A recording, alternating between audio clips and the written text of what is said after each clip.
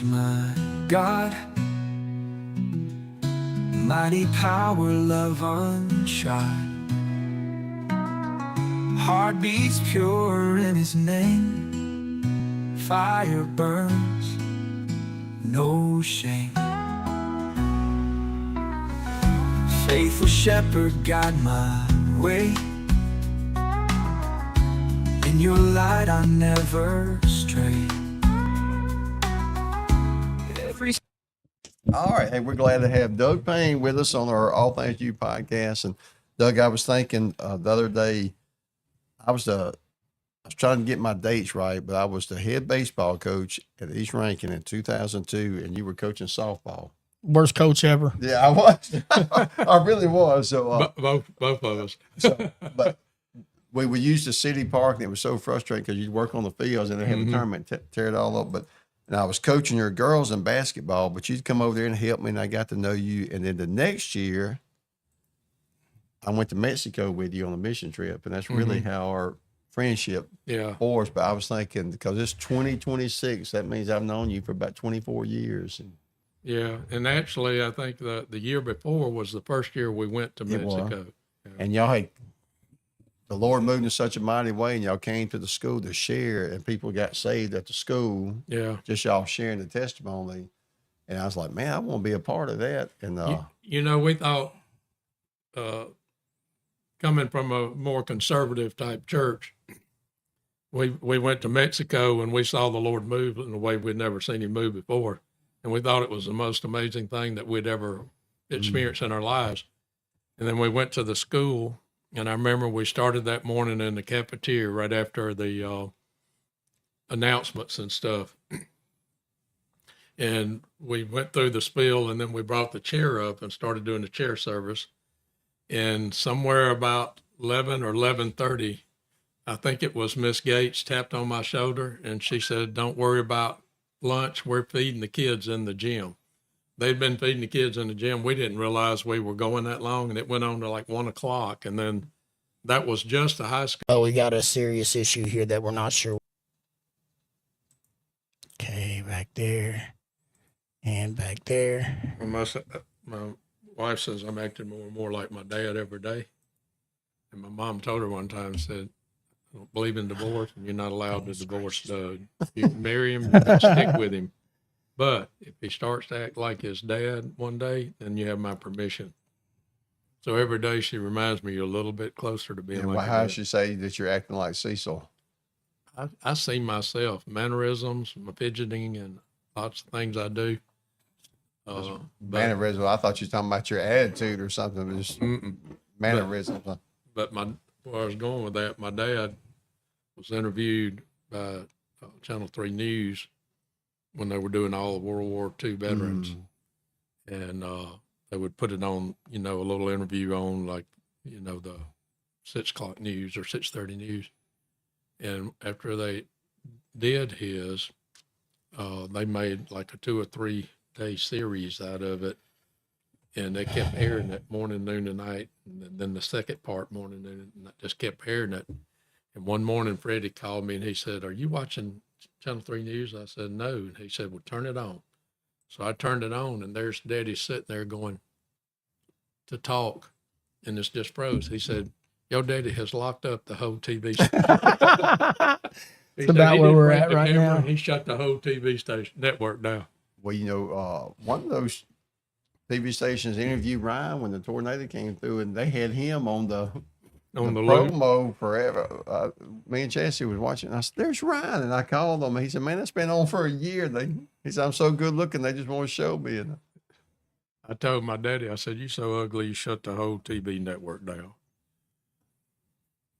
And somebody... y'all are actually live on a couple streaming platforms. That's okay. Y'all are doing great, man. I'm proud of you guys. Well, you tell us when to get I'm started. proud of you, Scott. I'm proud of you. You've made it through this like a I champion. didn't say anything about Sandy. Okay, we're running, y'all. Are we good now? We are running. All right, we had some technical difficulty. We have Doug Payne with us. He's the pastor at Hangar Church, and one of the most interesting guys. And Doug, we've had different people come on here that have, got saved in their car, got saved in jail, got saved at their house, got saved in revival.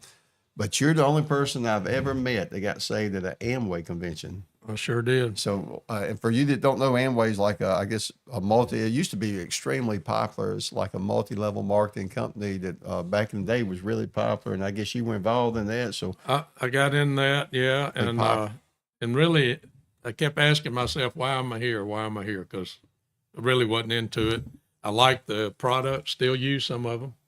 But we went to our group's convention in Nashville, Tennessee.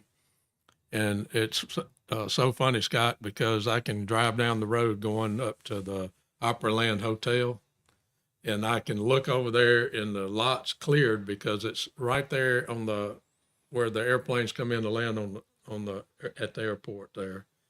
The jets coming in, and they had to, when it got old, they just tore it down, wouldn't let them build anything else back there. So it's like a vacant lot. But I can remember the Howard Johnsons was there, and I was 27 years old. And I guess it's all right if I share my testimony. Yeah. Yes, sir. That's what we're here for. But I was, the Lord had started to deal with me. I was been in church my whole life. My mom and dad helped plant the church we were in. now I want to ask you a question, and we're ADD, so we're going to get back to that. But like if somebody would have asked you before 27 and said, hey, are you saved? You going to heaven? Would you have said yes? Or were you like, I would have had to lie because I knew, to be honest with you, I'd say that for the most part, I didn't really have a good understanding of what it meant to be saved. And I say that because I just never seen the Holy Spirit move. And I've been in church, and we went through the motions, and I drank a lot and partied a lot back then. And they had asked Sandy and I to do something with the youth, and we had 4 or 5 girls that we'd meet with on Sunday afternoons or Sunday night.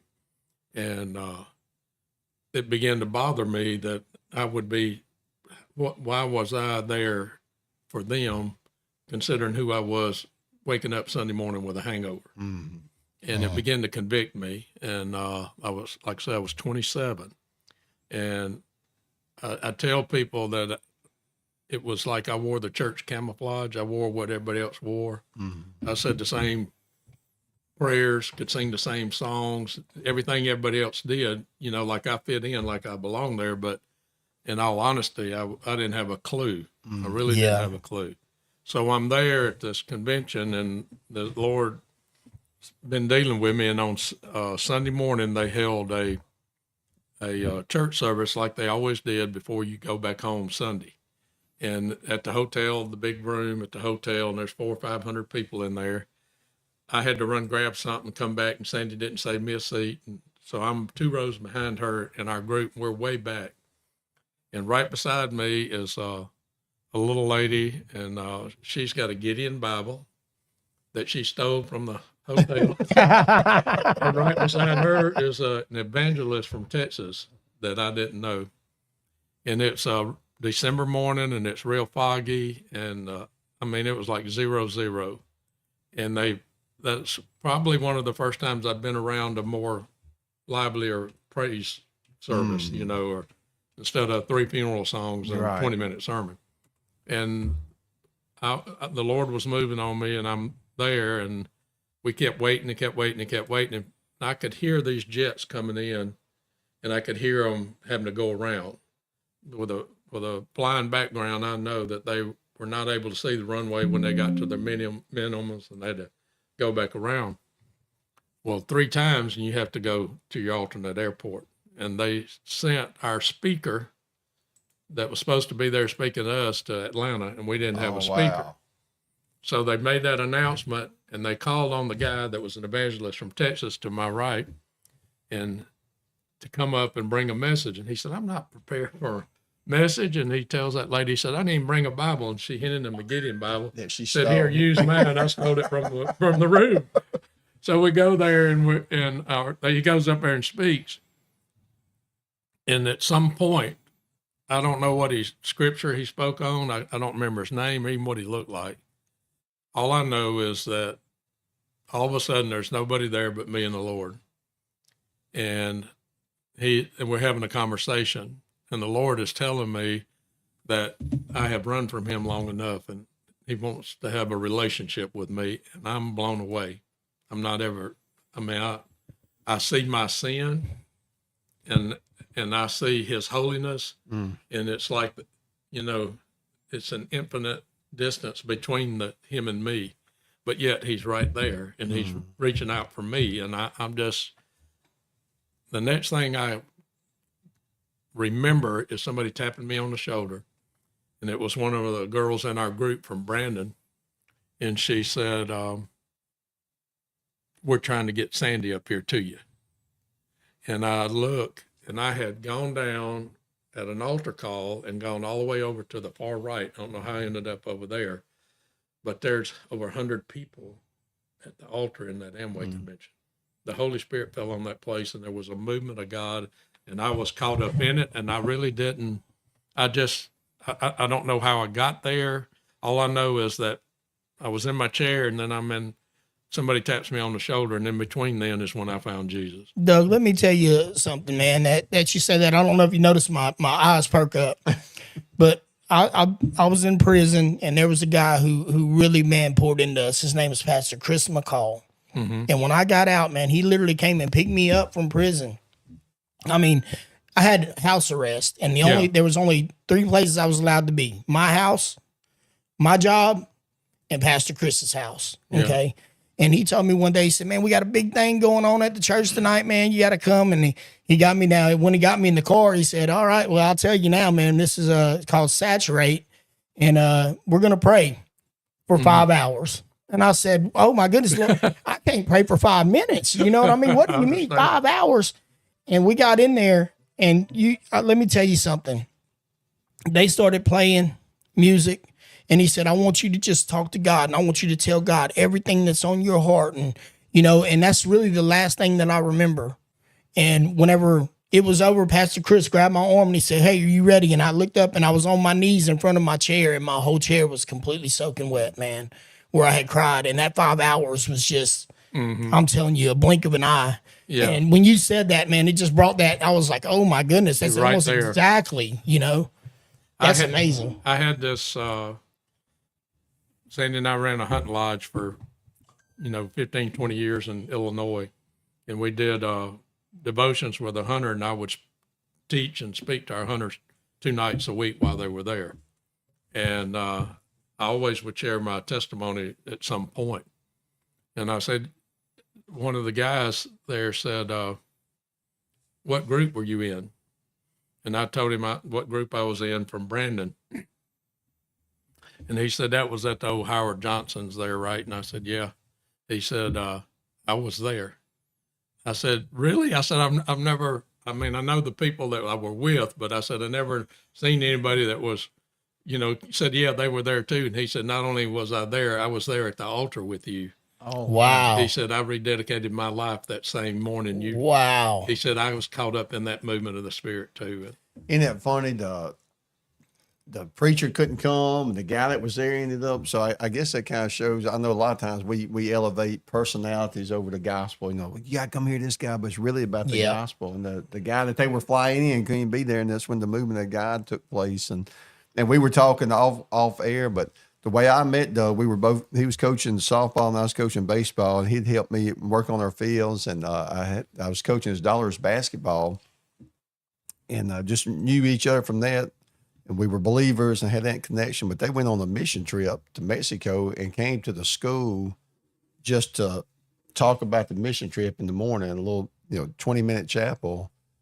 And the Holy Spirit fell, and y'all were there 5-6 hours with students just coming to rededicate their life. And we asked them to come to that chair and share their burden. And some of those students, what they shared with me has stuck with me, and I've never forgot it. And it's what we say 20-something years ago. But I remember one young lady coming up to me and said that she said, my biological father wants to be a part of my life again. And she said, and I haven't had any relationship with him in 10 years. No contact, no nothing. And she said, so what do I do with that? what am I supposed to do with the feelings I have? How can I have a relationship with him? And we prayed through that, and I'll never forget that. And I saw her this past summer. Wow. And it was just the most amazing thing. And she came up to me, and really this last fall, I think, and we were at a funeral, and she said, I went to introduce myself. I didn't recognize her. She said, "Oh, I know who you are." She said, she turned to her husband and said, "This is Doug Payne. This is my coach."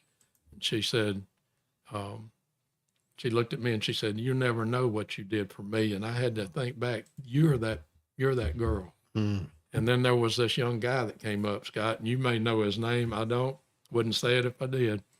He said, "You don't know me, but I bet your daughters know. Everybody in the school knows I'm the drug dealer for the school." Can you believe that in a school like East Rankin, somebody would say that? And we prayed over so much stuff and so many things that were, I'm sure that, I've sent my kids to East Rankin for a reason, but the Christian school still has the enemy working in the school. That's right. And it still needs the presence of the Holy Spirit. People need to be pouring into schools, even if they're a Christian school. We still need to go pour into that school. And just because the Bible's taught doesn't mean that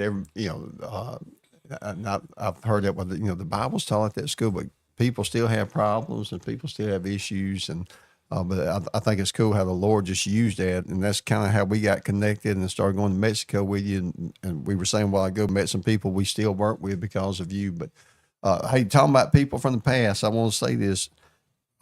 There's a young lady that I went to college with named Emily Malley. Damien, I hope she got connected. She's trying to find the link on here, but Paul Washer, which is I guess he's an evangelist. Yeah, Paul, yeah. But he did a video of some prison ministry, and the guy mentioned my name. It's funny. He mentioned my name for about 3 seconds about how the Lord used me, but I guess because Paul Washer is so well known that everybody started calling me. But she found that, and when I was sitting on your couch, she reached out to me and said, "Hey, we went to college together, and this was 20-something years ago. So Emily, I hope that you're watching and get blessed by these podcasts." But We will definitely have that video of that happening next week, guys. We are working out some bugs. I did set all this up at 2:00 in the morning, so but we will have that for you guys next week and let you guys be able to see that. That's an amazing thing, Scott. But Doug, like I said, that's how we met. I've known you and been walking with the Lord with you for about 24 years, and you have such a huge impact on the kingdom. And it's just kind of mind-boggling to me that God chased you down at an Amway convention and orchestrated all those events to get a hold of you. And I think when people hear stories like that, they think, well, that was Doug, but I don't think people realize God's pursuing all people like that and trying to orchestrate events in their lives to get them to have that, like you said, not wear the camouflage Christian church, but to really have a relationship with him. Scott, as a pastor, how many times have you struggled with the word and you felt unprepared or been put on the spot and you weren't prepared?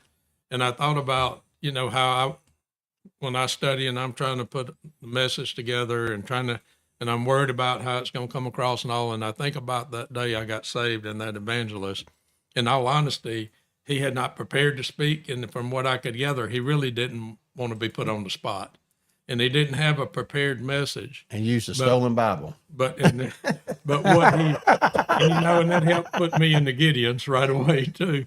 But the word he brought today was what I needed to hear. And obviously what over 100 other people needed to hear. That's crazy. And so, I mean, I believe in preparing and, and being in the word and preparing, but nothing beats the being prompted by the Holy Spirit. Well, I think that's a beautiful thing about mission trips, because I've gone before and I said, this is the greatest sermon ever. And you get there and it's no adults and 75 kids.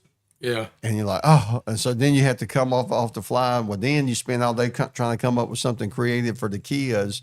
You go to the next church and it's all old people, no kids. So I think in that environment, you truly have to depend on the Lord, because you don't know from place to place. And And we've talked about it on here, Damien, a bunch of times where William Carey said, work like everything depended on you, but trust God like everything depended on him. And I feel like that, and I'm sure other people do too. We get comfortable in what we do and not depend on him like we should. Miss Tina Tuesday said she went to Catholic school for 9 years, but life still happens no matter what your setting. Your relationship with the Lord is what helps you make it through. That's right. Amen. Thank you, Tina. We appreciate that. Yeah, and I think sometimes people make mistakes. I gotta go to church. I gotta go. And look, absolutely go to church, but you can go to church 1,000 times if you don't have your heart right with the Lord. It's about that relationship. Church is a building. That's right. You know, And it's about having that relationship. And I can remember in my life I thought I need to go to church. And I went to church and nothing happened. I thought, man, I'm such a screw up. Even church ain't gonna help me. I had no concept of, like you said, that at that moment you realized you were a sinner and God was up here and you were down here and needed help. Well, I know before you got saved, you lived a party life and you was well known and popular in that circle. So when you got saved and came back, not everybody welcomed the Christendom with open arms, did they? You know, I remember when the service was over, and we'd already put our suitcases in our sponsor, the one that in our group leader, in his van. He had a custom van, and it was him and his wife and Sandy and I riding back in that van, and they had 4 captain's chairs, in it, the 2 in the front, and then Sandy and I were sitting in the second 2. And I was sitting on the left side behind him while he was driving. And I cried most of the way home. I'd stop, and every now and then Sandy would, "Are you okay? Are you okay?" Yeah, were you just overwhelmed with feeling the guy's presence? And all of that was running. I was trying to process what had happened, but at the same time in my mind, I was thinking, what has to happen now? Mm-hmm. My life has to change. So what's going to have to happen? And I turned to Sandy and I told her, I said, we're going to invite our clan over. And I said, and I'm going to cook for them. I always cook and invite everybody over. And I'm going to tell them not to bring alcohol. Well, naturally they assumed that I had plenty. They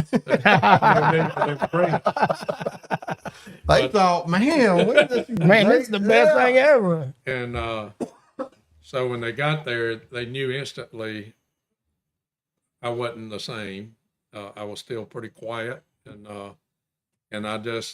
before we ate or before we did anything else, I just went ahead and laid it out there, what God had done in my life, what had happened, and that I could not be who I had been anymore, and that I loved all of them, and they were my best buds and all. I said, but I can't keep doing this.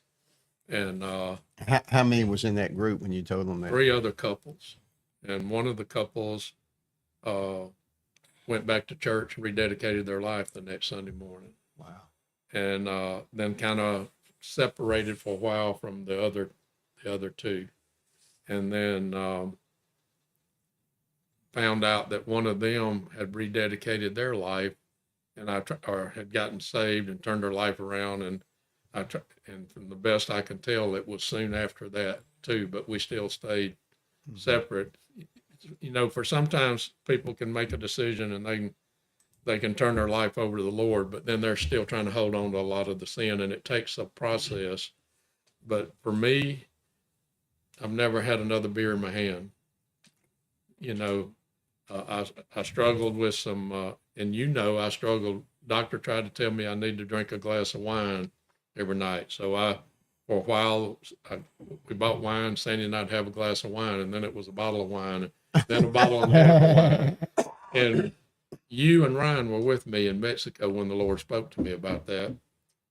And I was going to preach at that.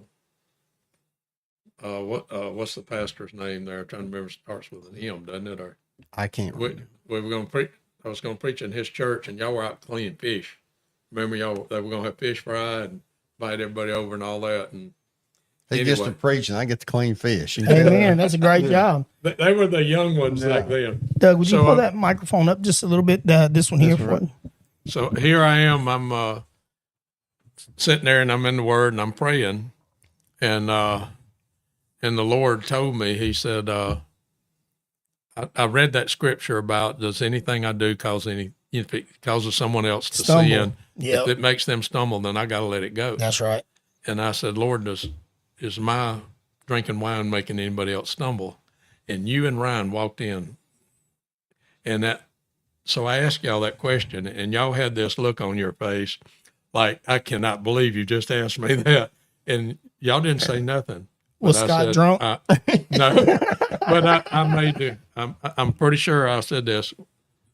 Then you'll never see me drink again, because your facial expression Said it. all. And I Sandy and I quit, and that was the last. But some people, it takes a process, and I still got things I got to peel off, you know. Well, how do you? Because I think that I think that's where a lot of people. Well, I know they struggle, and Damon, the world you and I live in, when they backslide, we call that relapse. They end up dead and in prison and all Yeah. that. But Yeah. in the church world, they get out of church and have problems. But I don't know how. Obviously, salvation is a free gift of God. We're saved by grace through faith, not of works. But somehow, I think we have failed at teaching that once you're saved, your life has to change, and you have to cut some things loose. And how do you think we go about that, or I guess what would be the answer? Because I know people believe different things theologically, but there's a lot of people I truly believe are saved and going to heaven, but they've never done what you did. As soon as you went back, you said, hey, if I got to lose this friend group, I'm going to lose it. I'm not going to drink. Whatever I'm it not gonna party. Salvation's a free gift that'll cost you everything, man. That's a You good know way what I of putting mean? it. You were with me, Scott, in Mexico, and I don't know if you remember. I think it was probably it may have been y'all's first year there, or second year. It was when Mike and Jan took us the first time. And I had Steve Bakos was the first one, I think. But anyway, if you remember, Mike preached a message out there under the shed, under the carport of the compound there. And that old house, the carport, remember how rough it was, you know, where they make the concrete by mixing it right there on the ground and just smearing it out. And we would set the tables up and take them down for church. And we took them down for the service. And that morning he preached about full surrender to serve Lord whatever. And I don't know if it was the first year you were there, or second, or whenever, but at some point I remember that he preached that message, and I found myself on my knees there in the front. And I remember how powdery that old concrete finish was. And when I surrendered that point, in fact, I spoke about this last Sunday in my church, but there was this round wet spot where I had just cried my heart out right there. But Melinda had told me that everybody thought Sandy and I, you know, a year later, she and I are crying two puddles. And everybody thought we'd be selling the business and moving to Africa or somewhere, that we were surrendered to go to the mission field. We had surrendered to go wherever, whatever God had for us. And a year later, I'm back there and I'm mad. And I'm back there and I'm mad at God because in that year, nothing had happened. And so I'm praying, and I said, Lord, I don't know what happened, if I missed it or why you didn't show us or whatever, but you spoke to me, and Sandy and I gave our hearts to you, and we agreed to surrender to whatever. I said, but I didn't get nothing. I said, so until you tell me different, I'll just serve you where I am. And then he That's spoke. right. And he said, that's all I ever ask of you. That's right. And then since then, I went 15 times to different countries in Isn't that Africa. cool? But you're serving where you are too. You Yeah, started church. still work at the business and everything. Passion of church. And too. it has helped things along. Damon, I like how salvation is a free gift that's going to cost you everything. It costs you everything, man. Yeah. You know, when Jesus was walking around the Sea of Galilee and he encountered the brothers, and there's a big thing we could talk about there, but in each case, it said that, you know, two were fishermen, right? It said that at that point they dropped their nets and followed him. Yeah. And then the other two brothers, it said that they left the boat with their father and followed him. Mm-hmm. And I mean, that's a major step in the Christian life that I think today, the modernized Christianity has completely forgotten about, right? That it's whatever you were before, you were no longer that. You have been reborn. You have been remade in the image of God. And being remade in the image of God results in an absolute changed life. You know, and if you still hold on to those things and you harbor that fishing net and you worried about what your daddy was doing and you're still doing what he was doing, you know, you'll find that while you may be saved, Scott, like you said, you will never be able to bear fruit. Yeah. You know, you will cut your own vine off. That's my personal opinion, but I know people that are more spiritual than me and more knowledgeable and all, and they believe different because they say they're not saved because they're not bearing fruit. So anyway, it's a dangerous ground to tread on. And the sad thing is, salvation is a free gift. It's going to cost you everything, but what it costs you is not worth keeping anyway. That's right. And that's the thing. I can remember, I was just so carnal, but I remember one time kind of feeling called to missions, and I remember thinking, because I went to Honduras, and I was like, how do y'all watch the football games here? Seriously, I'm They like, kick the 'cause soccer I'm ball at you. and I'm like, how do y'all watch the Saints? And like, oh, well, we don't get that. I'm like, man, I ain't going to be a missionary. I can't watch the NFL. He was like, you say. It's like, that's so trivial.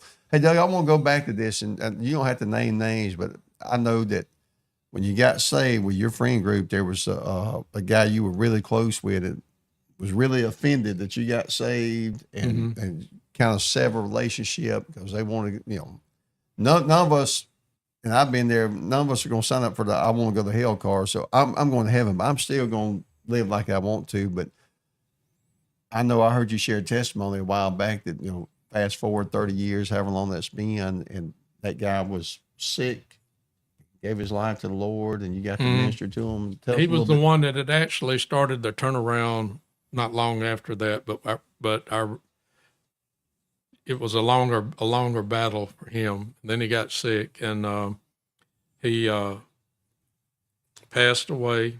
And before he passed away, I went to see him, and I talked with him. I told him, I said, man, we got so many stories. Can you want me to tell them? And he, no, I don't want you to tell all of them. I said, okay, I'll pick and choose.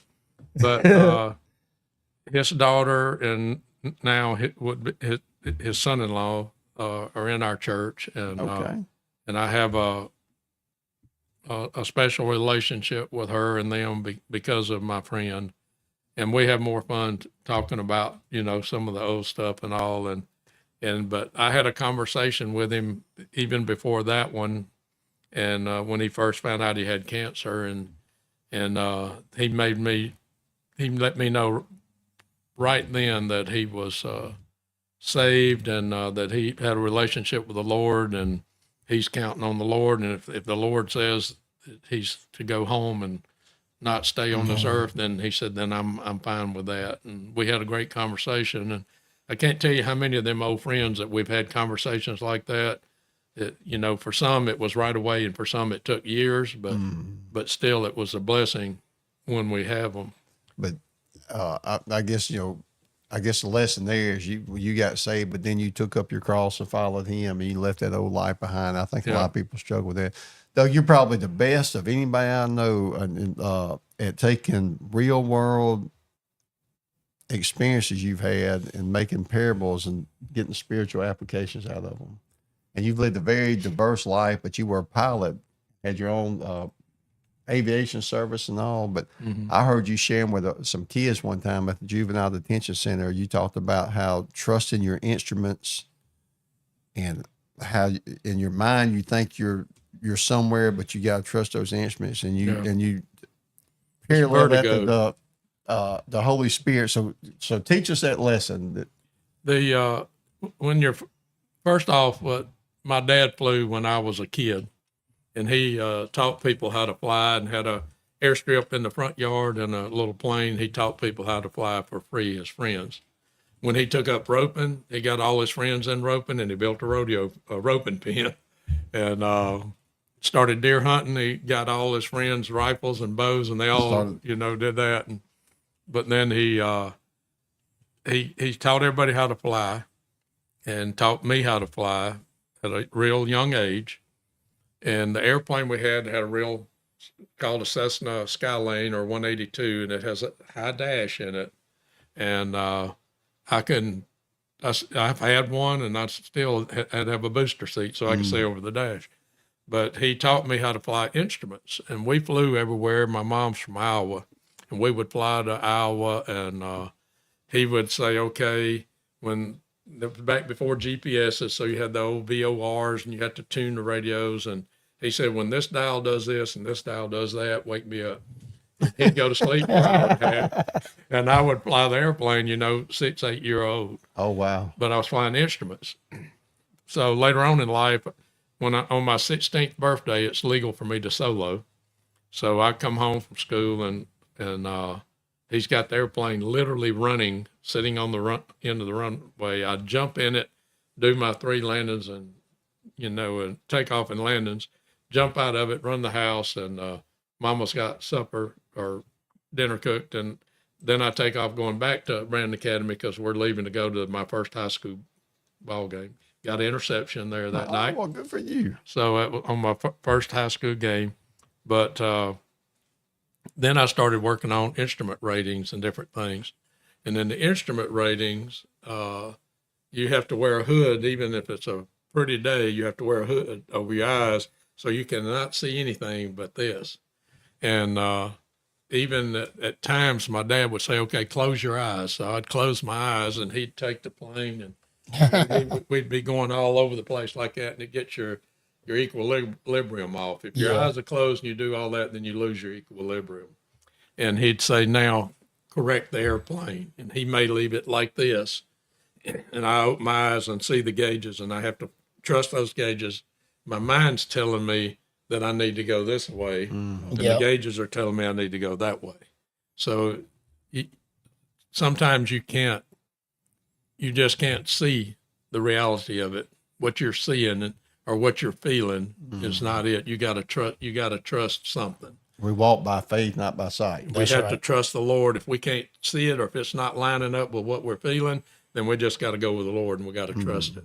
That's right. That was the lesson I was trying to teach the kids. That's powerful, man. That's a powerful lesson. And that's every day, because we do walk by faith, not by sight. And think about how often our feelings get us in trouble. I feel this way, or I don't, or even, I know we all go through times of doubt where we don't see God move. And that's when you got to trust, I guess, those instruments would be his word. That's when you got to trust his word. And his voice, yeah. What's another good spiritual application? Because you flew you finally got rid of your plane, didn't you? I'm after all these years, I don't own an airplane. It's really but you flew for how many years?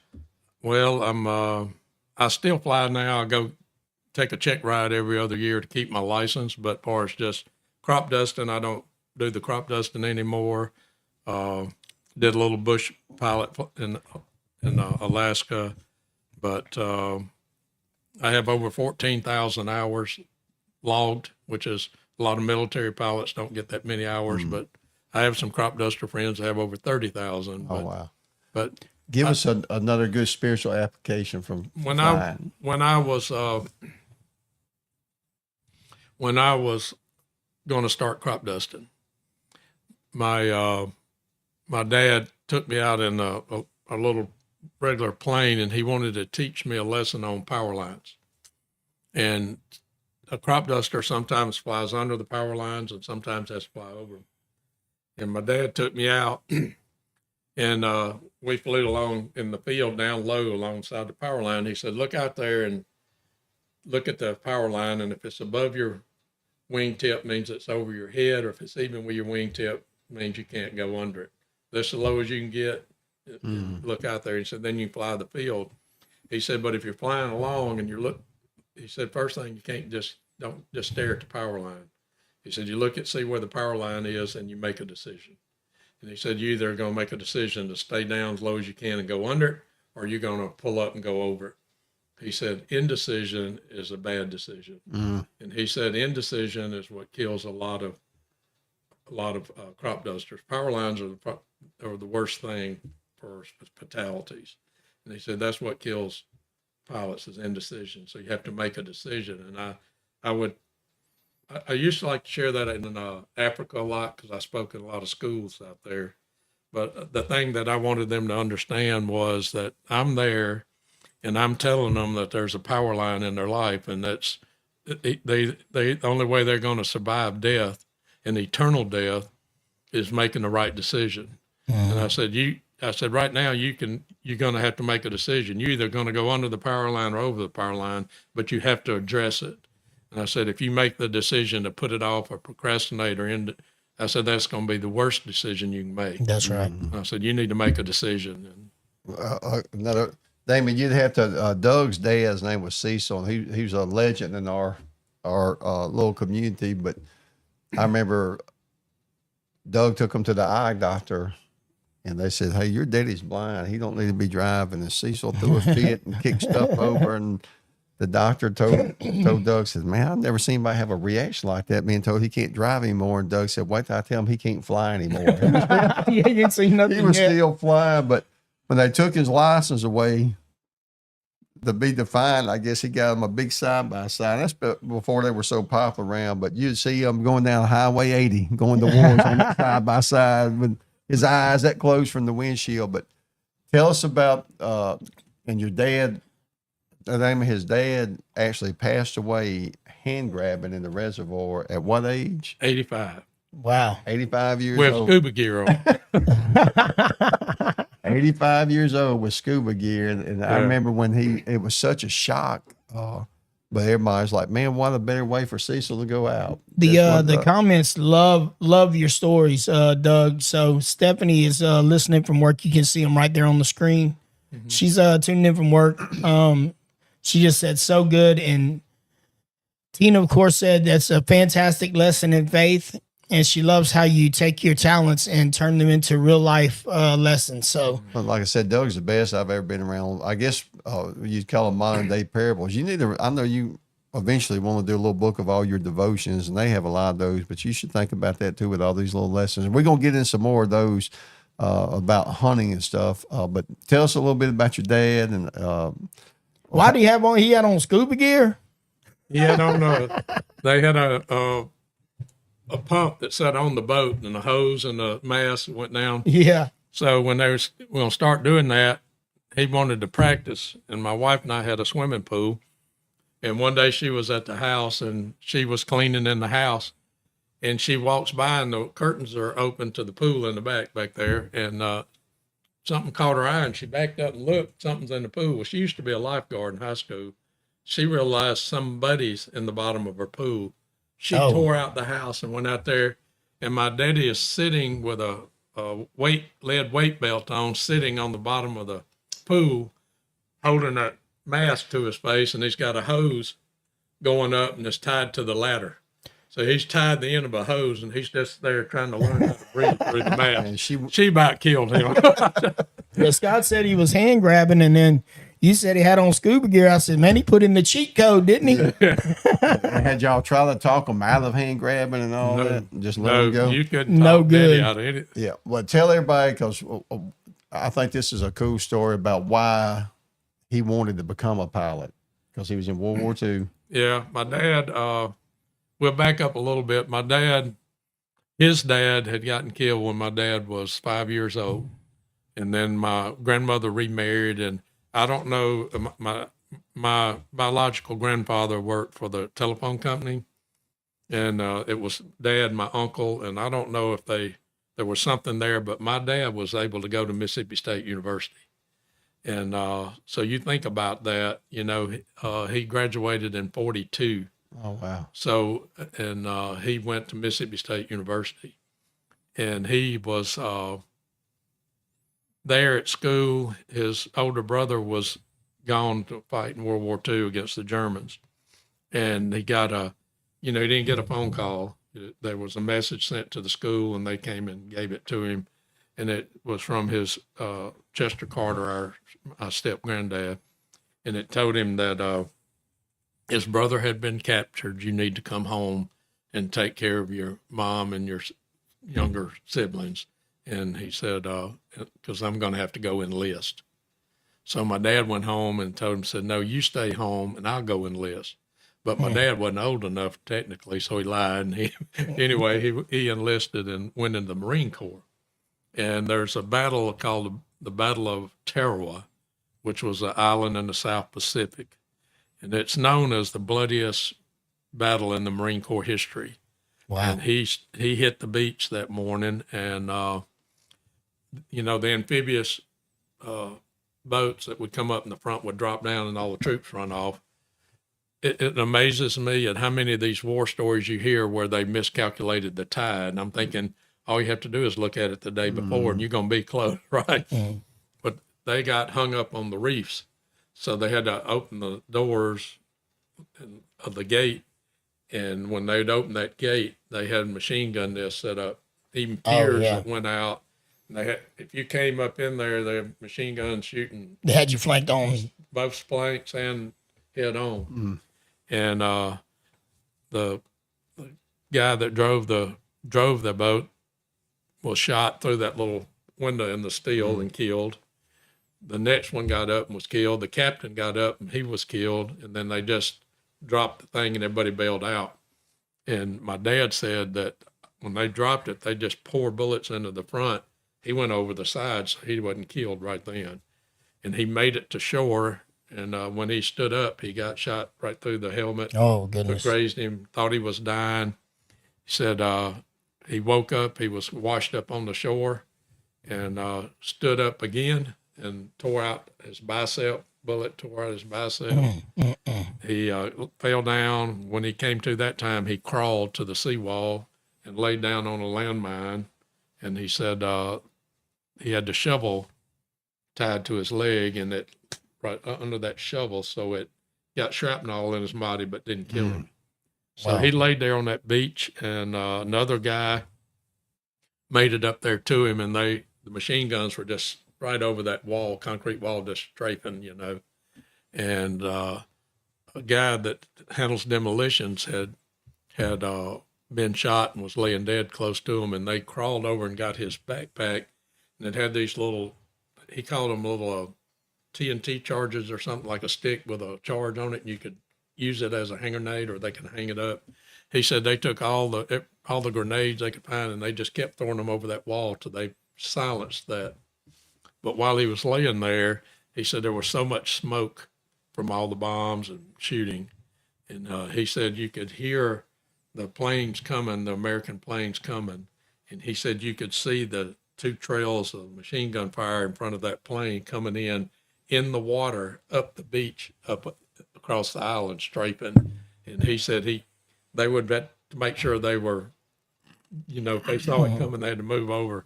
But he said he told the Lord, he said, if you let me live through this, if I come back, I'll be up there.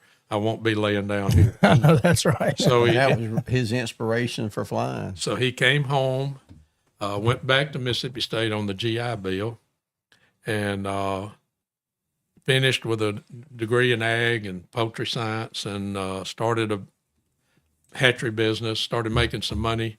He went to the old Hawkins Field in Jackson, started taking flying lessons, ended up buying an airplane, and that's when he started teaching other people to fly there back then. And Damien, next time you come to my house, when you go down Highway 80, you'll see a little airplane sign, and that's Payne's Flying Service. That's where his dad but I know your dad was special. It's funny to me, even all these years, people still talk about Cecil Payne and tell a story. Oh, yeah. And talking about a little parable, I want you to tell a story because I think it shows the Father's love.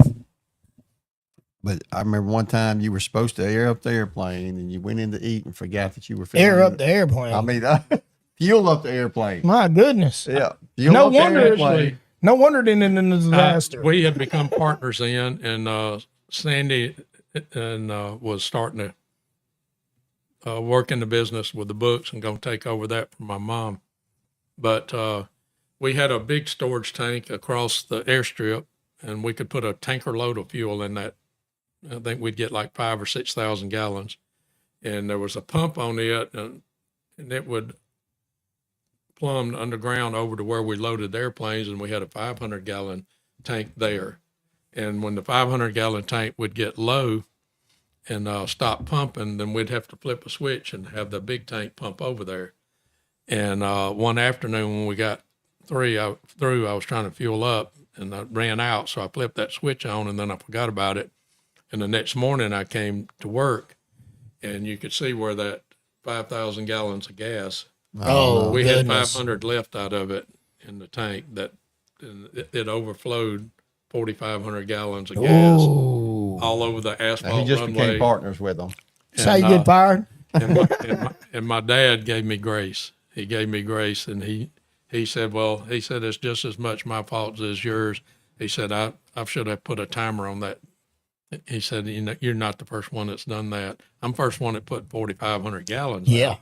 But I'll never forget the grace he gave me. I remember you sharing that because y'all just become partners, and he should have, it's going to cost. And then you talked about how much it destroyed the concrete, but the fact that he showed you grace, and that was a story of the Father's grace and love toward us. Did you ever hear that story? I believe it was from World War I, or maybe it's World War II, where they were doing an air show, and the guy was like a veteran. It's a true story, and they were doing an aerial show, and they had hired a new guy to fuel up the jets, the planes, and said that this world class general was in midair when all of a sudden the plane started acting crazy, and he knew immediately what was wrong. And he ended up having to crash land, had his family in there and everything. And the new guy had gone out there and put jet fuel in a plane that took regular fuel. Yeah. And the kid was just so scared. He just knew he was going to get, if he's going to be lucky if you don't get killed, right? Because this man, that was the man's family. And the man approached him, and the guy was just scared to death. And he said, from now on, you're my guy. I want you to do it every time, because I know for a fact that you'll never do that again. You'll never do that again. Right. Right. And I mean, that's type of grace, man, that we should have. It's like, that's the difference between making someone who will love and respect you for the rest of their lives, or someone who will be an instant enemy who's afraid of you or hates your guts, in one decision. It's such a picture of grace, because you messed up. You should be punished. You should be fired. Yeah, you but blew he it. said, hey, we're going to, I'm not the best storyteller. I'm not like Doug. I was like, look, You got the point across. yeah, so. Doug knew exactly what I was talking about before I even got started. I could see it in his eyes. He knew what I was talking about. They went on to redo all the old airplanes had to have new things put in the fuel tank, where new caps and fillers, and they changed the nozzles on Jet A to be Different. rectangle, and the old avgas stayed round. And it's like you can't put the square in the round hole, and you Right. can't put the round in the square hole. The way they had it. That had to stop that. Yeah. That'd be a terrible thing to be up there in the air and, ooh, Tina says sometimes the best lessons come from our mistakes, and that's true. you got that right, Tina. Doug, and another thing I've heard you talk a lot about, because you have a passion for hunting, and I hate that Aubrey's not here, because I'm not a hunter, and y'all could talk the same lingo, but you had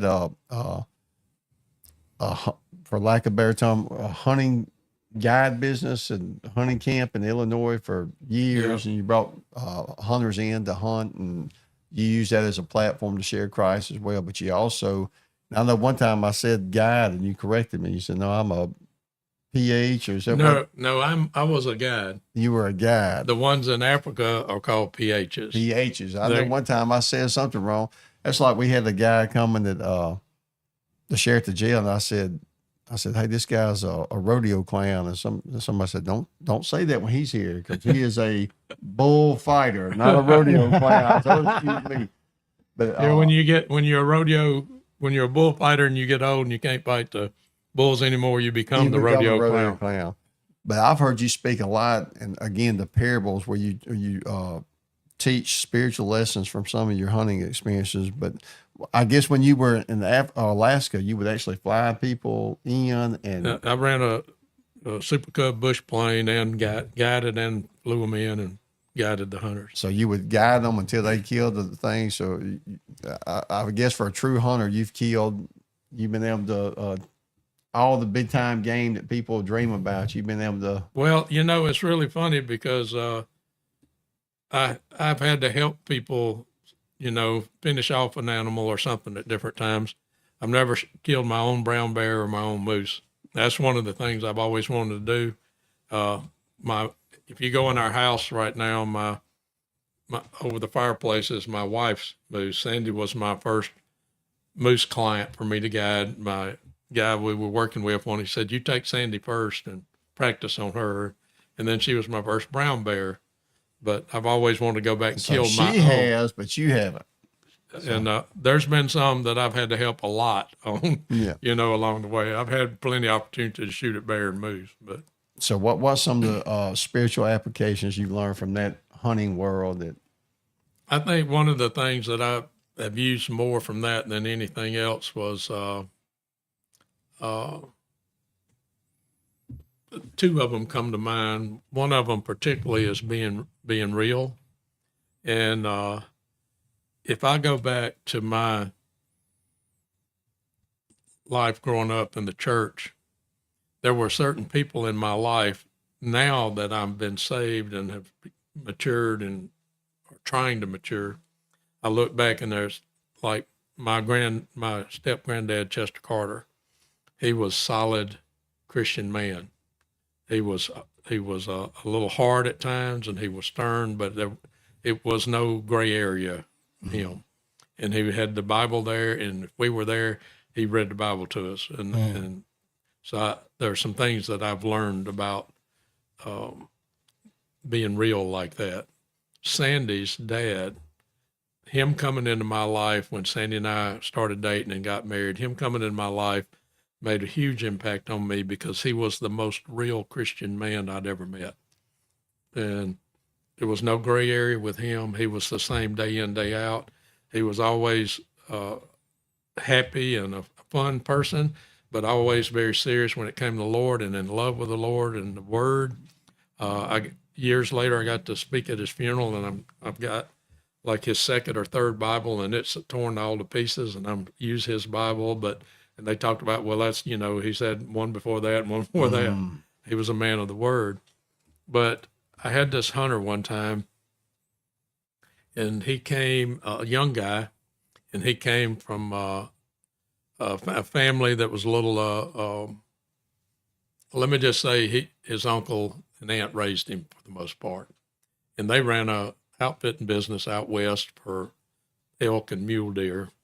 And he let me know right quick that he had worked as a guide for his dad. And, basically, you ain't got to worry about me. I'm the man. Mm-hmm.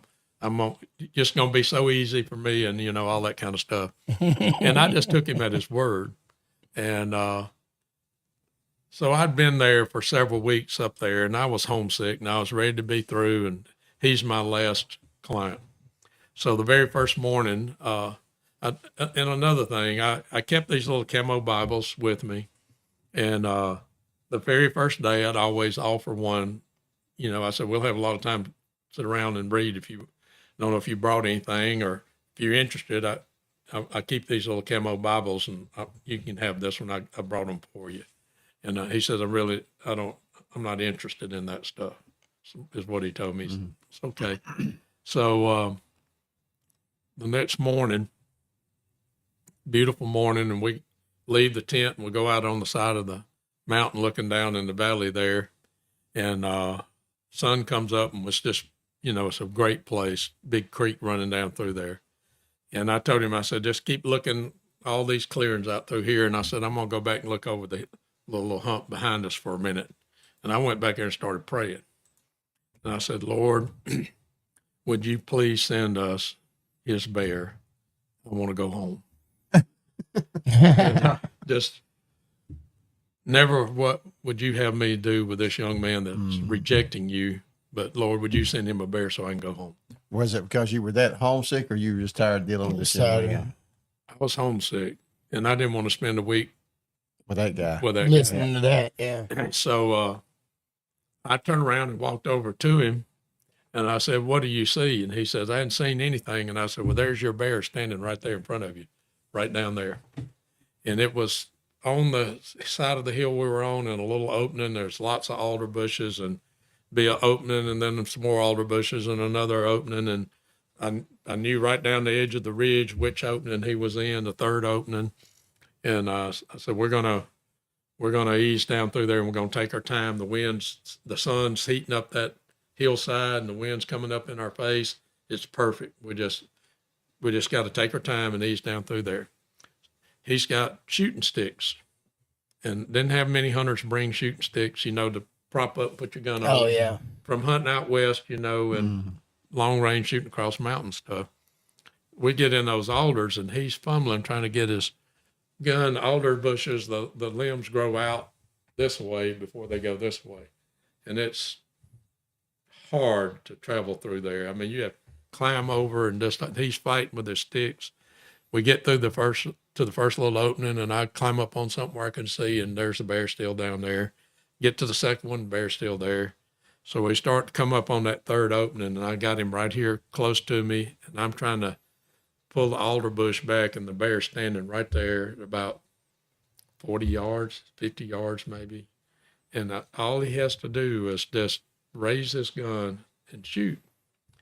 And I pulled that limb back, and I said, okay, shoot him right in the shoulder. Shoot him in the shoulder. He's right there. Shoot him in the shoulder. He's starting to smell us. You need to shoot him in the shoulder. And I turn around and look, and he's back there going. Scared to death. He was just shocked. He froze. And I never had one I've had him freeze after a shot or two, but he just froze immediately. Never could get the shot off. And the bear kind of spooked, run over the little hill. I said, come on, come on, come on. I said, the bear stopped before it goes in the woods and look back. We need to be where you can shoot. Come on, come on. So we run up there, and I can hear him fumbling with them sticks behind me. And we run up over the little hump, and the bear's standing there about 60 yards, and he's trying to get his sticks up. The bear runs off.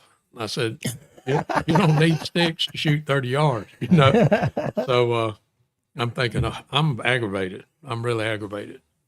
So I had to process all that and start thinking about it. I said, well, obviously you have me here for a reason, Lord, so you're going to have to help me with this one. So I just started talking to the young man, and he told me that he had recently lost his dad, and he had started a business on his own. He hauled cars, had these car hauler trailers, and he had one truck and then two, and then now he had 3 car hauler trucks traveling around, and he'd made enough money to come on this hunt. And he said, I said, what kind of relationship would you have with your dad? And he said, I had a great relationship with my dad. He said, I really miss my dad. And so we go 4 days. And after 4 days, on the 5th day, I see that same bear again. And it's across the draw up on top of the side of another mountain. And we got to go down in this thick area and cross the creek and fight our way up through the alders. And I mean, we're soaking wet with sweat. We're fighting to get there. But I put him in the position where he could be successful. We got out ahead of the bear, and I put him in a place where the shot was going to be 100 yards, and he had time to set up the shooting sticks and get ready and everything. Right. And he shoots and kills the bear. He freezes and jams his gun. But he had already made a great shot on the bear. I just made sure it didn't run off. So we go over and we're looking at his bear, and he starts crying.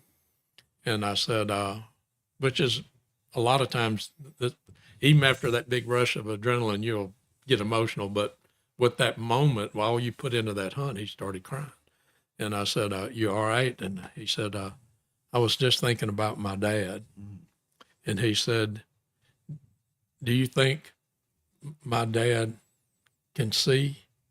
And I said, I'd like to think that he can. He says, I just feel like he's here. And I said, well, I'm not going to tell you he's here or not here. I said, but I can tell you this.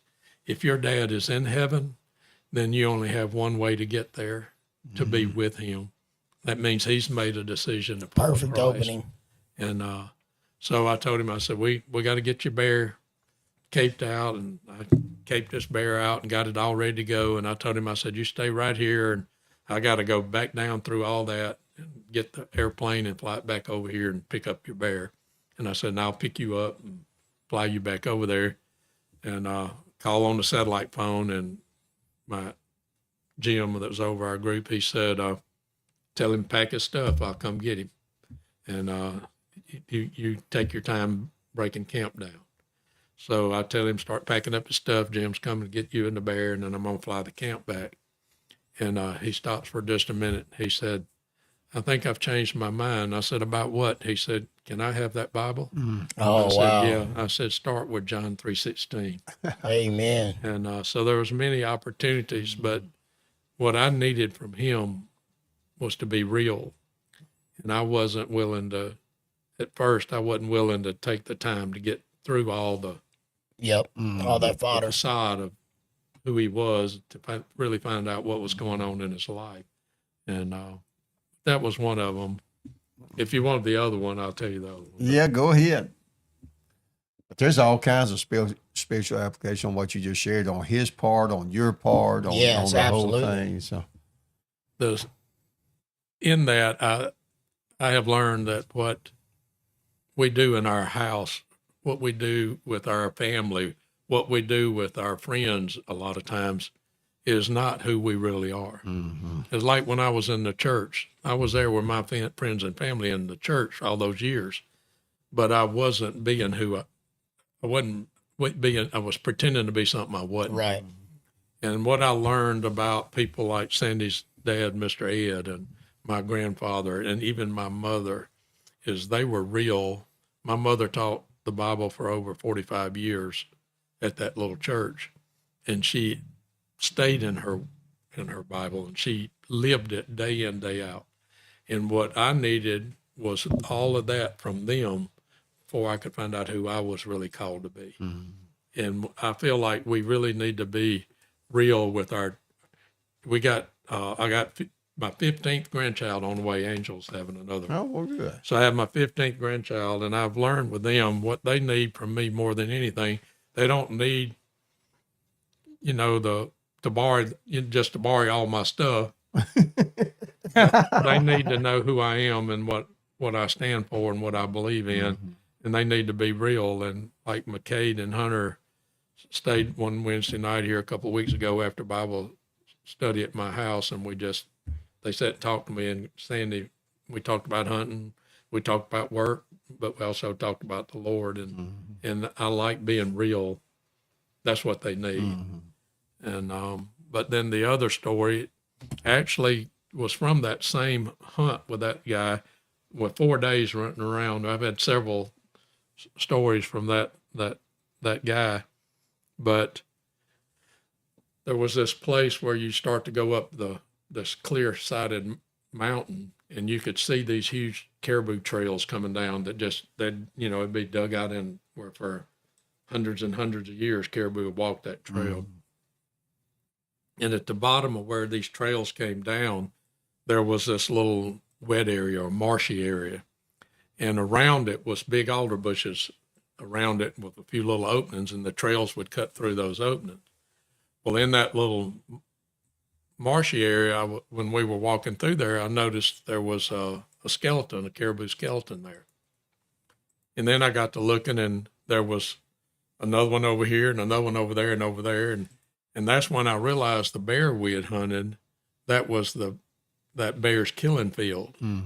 Because that bear could hide in an alder bush around there from any wind direction, and the caribou were going to come right through there.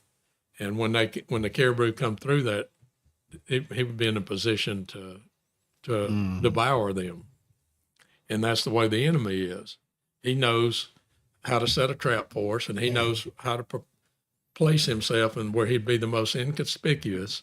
And he knows that where we're going to come through and where we're going to be vulnerable in that wet, marshy area right there, and that's where he's going to attack us. So I told that hunter that, I didn't want him to get afraid or anything, but I said, anytime we get near that area, I said, when we follow this trail and go through here, I said, you're going to see me take my rifle off, and I'm going to take that rifle, and I'm going to have that rifle ready walking through here, because this is before we kill the bear. And I said, because I know this is where the bear hunts. Right. And I said, so if I'm going to go in a place where I'm going to be vulnerable, and I know that he could very likely be waiting, then I have to be prepared for it. When I first started guiding up there, we were training, and Sandy and I went out, and she got her license too, and we stayed in a tent on the beach or sandbar, or gravel bar on the river. And they dropped us off, and put our tent up for us and pumped us up a Zodiac to float down the river on. We're going to hunt for a week floating down the river, just me and her. And so I'm walking around looking on that gravel bar, and there's salmon skeletons. You can just see the salmon running up the river. And there's salmon skeletons and skins laying, or Right. pieces of skin laying all over that gravel bar. There are bear tracks everywhere. So for 3 nights I didn't sleep. And finally we left there and went on down the river, and the Jim, or the guy we work with, he said he flew over, and I picked up the radio, and he said, I want you to go another 1.5 miles down the river. There's a place Sandy can take a shower at a camp we have there. And he said, Melanie, his wife, will be there to help Sandy. And he says, I want you to get in, ride me, and we're going to fly a little bit. So he wanted me to get a little mountain flying with him. So we went on down the river, and we get in there and put the headphones on. And first thing he said is, how are you making it? And I said, well, I hadn't slept in 3 days. He said, why not? And I said, I'm worried about the bears. I got Sandy with me. I'm worried about the bears. And he said, but you have the gun. He said, that's why you carry a gun. He says, you've got a big bore rifle. And I had given the rifle a name, the Down Now gun. And when I first was going to go up there, I looked up the oldest still active guide in Alaska, and I called to talk to him, and he wasn't there. He was out guiding. But I got his wife, and I said, could you just tell me what size gun, what caliber gun does he use? And she said, well, he uses a .416 Remington.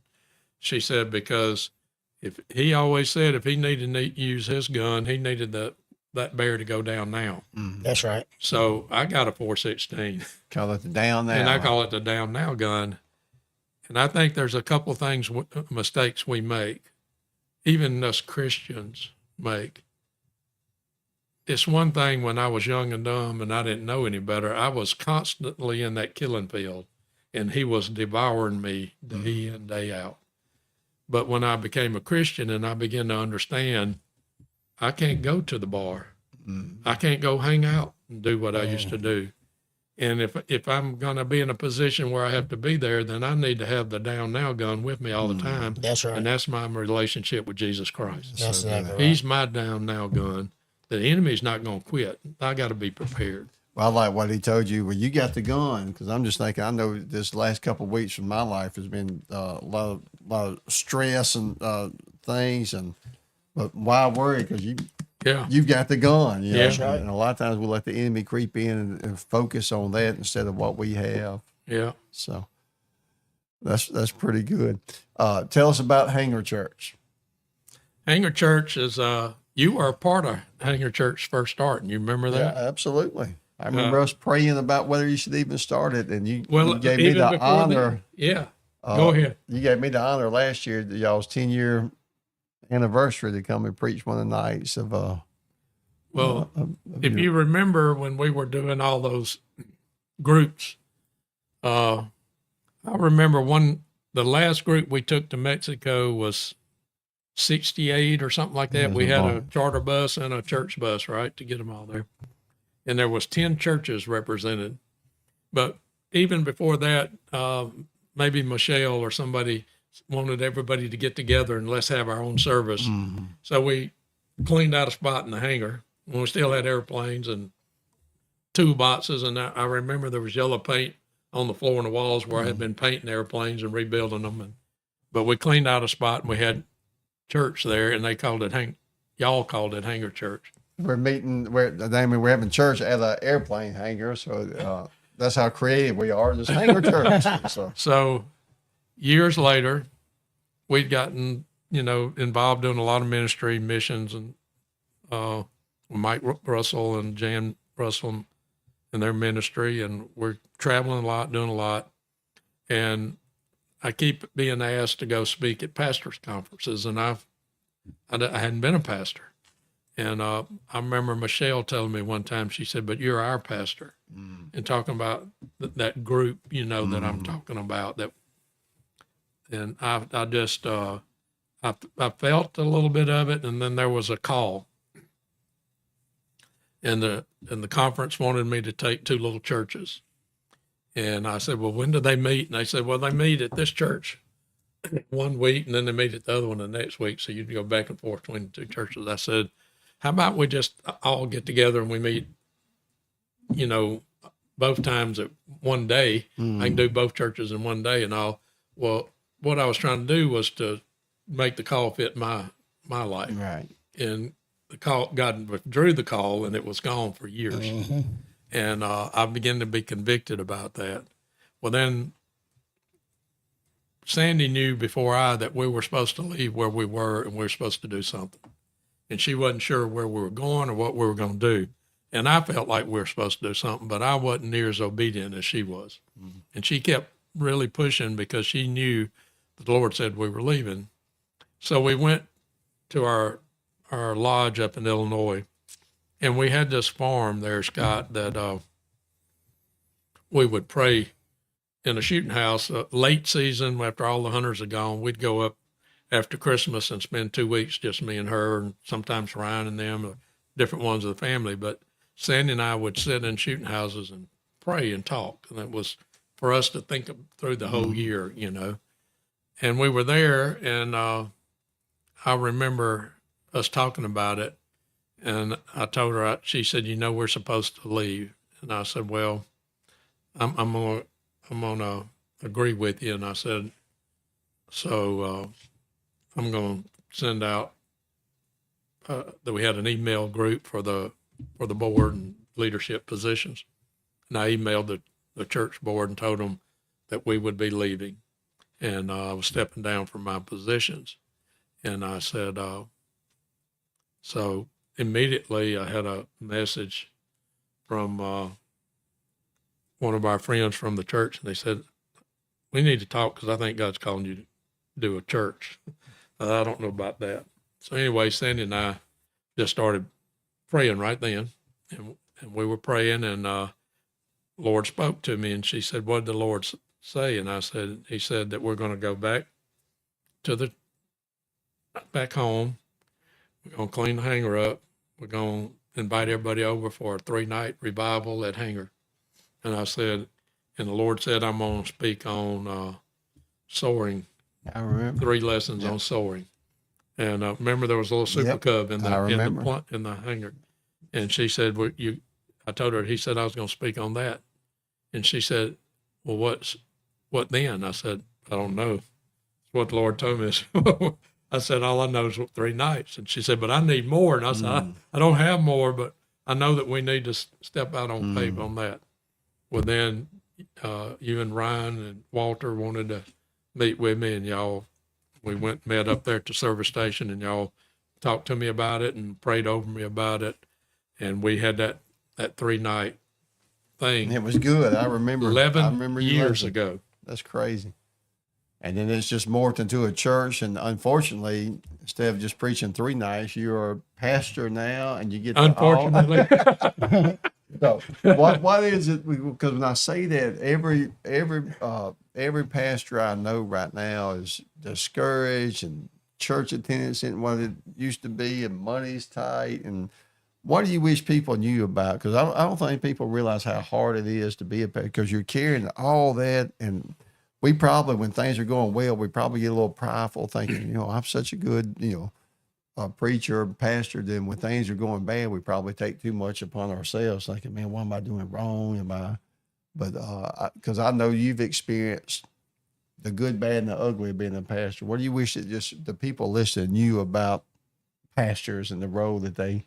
Well, first of all, I think you should have a pastor that assumes the responsibility of that position, because we had every other Saturday night, and we did. That's the Lord told us that.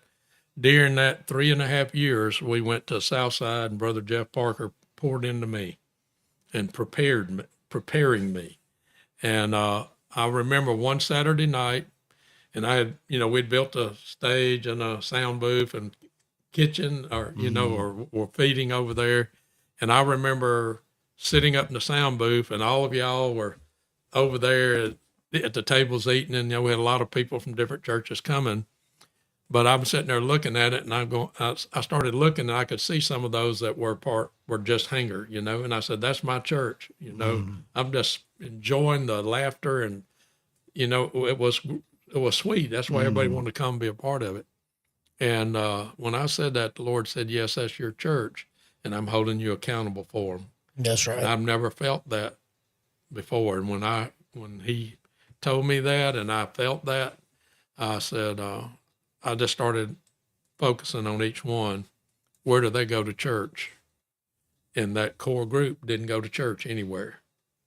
I had gotten Daniel and maybe Bubba and Lee to start going to Southside with us a little bit, but the core group wasn't going anywhere else.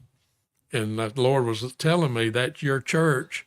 You started, you know, this is your church. I gave it to you, and that's your congregation, and you're accountable for them. And I took it serious. Yes, So sir. we started doing Sunday mornings and Wednesday nights. And I shared with our group Sunday morning some of the trials, you know, that you were talking about we face with lack of dedication in the church, and particularly with young ones, and how it affects the church being able to be the church and do the ministry of the church. And but I told them I was being real with them, and I told them exactly where we stood and where it was at, and that, you know, if things don't turn around, we're gonna have to make some hard decisions. So we gotta change the perspective here. And so anyway, but what I wanted them to see was that I'm in it for the long haul, That's right. and I took my responsibility as being that pastor, as I'm their shepherd, and I take that very seriously. And if the worst thing that I could do would be not be real with them. And so I want them to know that I'm real with them. I say to the people out there, if your pastor's not being real with you, then why? Is it because you're not allowing your pastor in, or whatever it is? But you need to know that for the pastor, you can't come sit for an hour and a half on Sunday and go home and it be over till next Sunday. It's Sandy and I'll leave and go somewhere and have lunch, and then we'll go to the house. And the whole time that we're going to have lunch, I don't know about you, but after I get through preaching, I'm all adrenaline still flowing. I'm all hyped up, you know, and I'm still kind of bouncing off the wall and whatever. And then we go eat lunch, and I begin to settle down, and then I just I crash because I'm just, the adrenaline's gone, and you feel exhausted. And then you have this person has made this comment, or that person has made that comment, and then you start process everything, and until next Wednesday night, and then you're working on Wednesday night, and then you're working on Sunday morning. There's no such thing as a part-time pastor. That's right. And then you carry those burdens with you, and ones that. But we talked about this, and I'd encourage you church members this, but I know Doug and I were talking the other day about somebody that had a issue with something, and they left the church because it wasn't available, and your response was, if you'd let us know, we'd have made it available. But we're a family, so you got to let us know instead of just leaving the church. And you see that a lot where, Told them that Sunday morning, I need them to be just as real with me. Yeah, tell us what we need. But hey, if you're out there, we want to encourage you to get plugged into a church. And I know I've had people tell me, man, I love you so much. Is there anything I can do? I'm like, yeah, you can show up on Sunday morning. Yeah.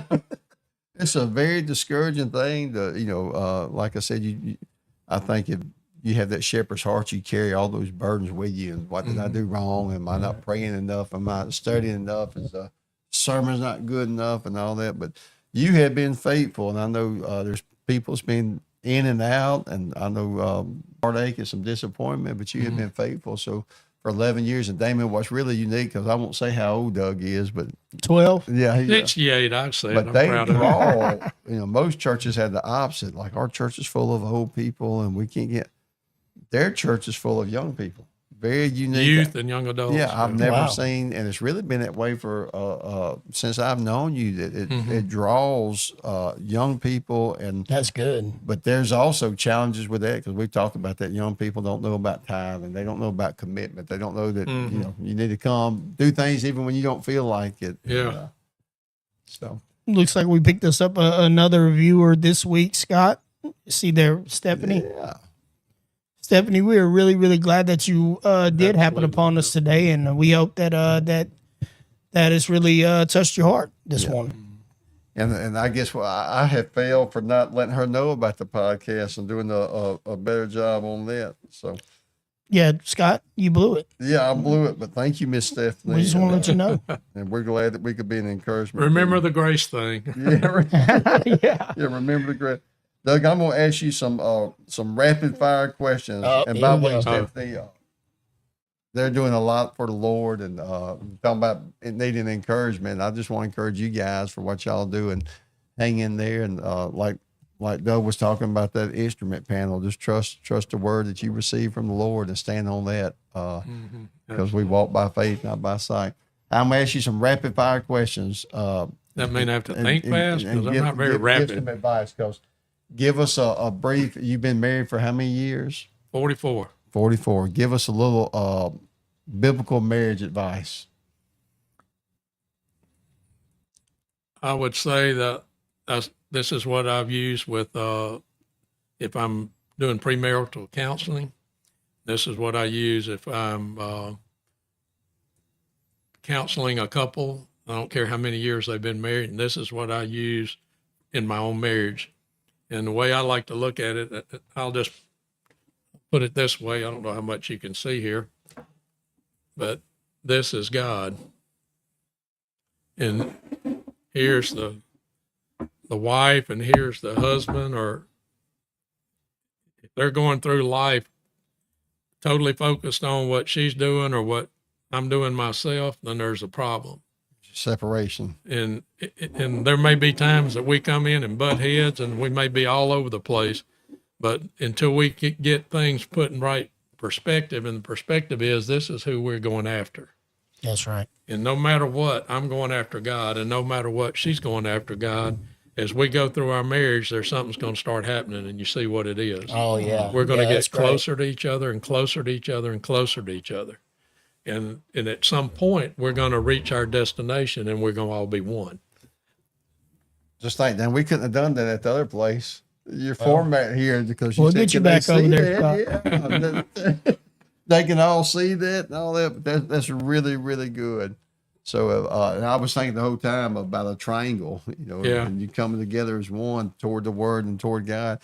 And look, all of your kids, I know all of them, and they're like all of us. They have their flaws, and but you have great kids. They're not perfect, but they're great kids, and they're in each of their own way over the years. I've seen them serve the Lord. But you have 5 daughters, which is I had 4 daughters, and we adopted another one because we didn't have good sense. But like I said, your kids, I've seen them over the years serve the Lord and make an impact. But what's some parenting advice that you would give? Always be consistent, always be real, and you need to, I would say more than anything else, you need to let them know that the most important thing to you is your relationship with the Lord. That's right. And I think that one of the mistakes a lot of people make, and you were talking about some people that you know are Christians, but you're just not sure that they've ever really had that kind of experience with the Lord or intimacy with the Lord. I think the one thing that I saw in my father-in-law was he had an intimate relationship with the Lord. And what I saw in his relationship with the Lord is what I wanted. Mm-hmm. And so the best thing that I can do for my family is I stay in the Word, and I'm sending it out every day that I'm in the Word, but I want them to know how much I love the Lord and how much He does for me. And I have to be consistent in that, and I have to be real in that.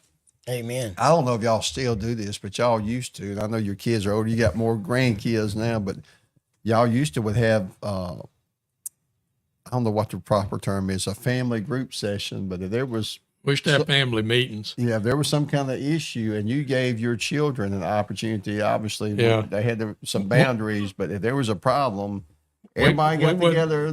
We'd have the girls, and we would at our house if there was something, and even if there was a big decision, we'd call a family meeting and we'd sit down, and they were in that meeting, like you said, always respectful, but they had an opportunity to have an opinion. Right. And have you noticed how they have their own opinions? I remember we had a new preacher at Shiloh one time, and he said, your wife and one of your daughter, Kristen, they're very strong-willed and opinionated. I said, only one of my daughters? I said, just wait. Well, a few weeks later, he comes back and he says, okay, all of them. All five of them. But they also are strong persons. That's right. And and then I know you've been a successful businessman over the years. What's some advice you would give people that are in the business world as far as faith and incorporating? When I started out in it, I was not saved. And then Sandy and I took the business over. And from what it was at the time we took it over to where it was when we sold it, or where it was back in the like 07, we were the largest aerial fertilizer company for forestry in the country. We worked 12 states. We had about 65% of the business in the state, so it was a lot going on. But to get from there was this particular point where when I got saved, and then we began to talk about, we have to trust the Lord with our business and all. And we just started talking about that because we were going to leave spraying row crops and go to forestry, because we had gotten a little work in forestry, saw a lot of potential. A company that we worked for said, okay, we're sold, so we need you to gear up and be able to do its number like 10 times what you did this year. This was a trial. We need you to go operational. So we went out and bought 2 big expensive airplanes, and we got the equipment and we got all set up. And then we gave pricing for the deal, and somebody in the company said, we're going to make you bid it off. And another guy that didn't have any experience got the job. And we got the phone call, and here we are with the 2 super expensive planes, all the overhead and personnel and no work. And I remember calling Sandy and telling him that what he had just told me when the man called me. And I started to go down that road. We're doomed. We're going to try to liquidate, try to save this thing, whatever. And she stopped me and she said, where's that faith that you've been talking about? If we're going to give this business to the Lord, it means we have to trust him. That's right. And she's my rock. And so I said, okay. And we got together and we prayed about it. Next day, the phone rang, and it was Scott Paper Company at Mobile, Alabama. And they said, Mr. So-and-so with the other company over there, he called us and said that you got a raw deal and you were really good and we need to talk to you. And he said, so we're looking for somebody. Would you come talk to us? So that moved us from just South Mississippi and Southeast Louisiana over into Alabama. And then both of them called ahead and started calling ahead. And then that was what launched us becoming the biggest and working all 12 states. Truly, Romans 8:28 there, that the guy worked all that together for good. So you think about this, when Jesus was crucified, even when Stephen was stoned and everybody had to scatter, they thought it was like the worst thing ever. They were all separated and they had to all scatter and run for their lives. But wherever they went, they stayed about the Lord's business. That's right. And that's why we're here having this conversation. That's exactly right. And look, I've questioned God before, like, God, why does it have to be this way?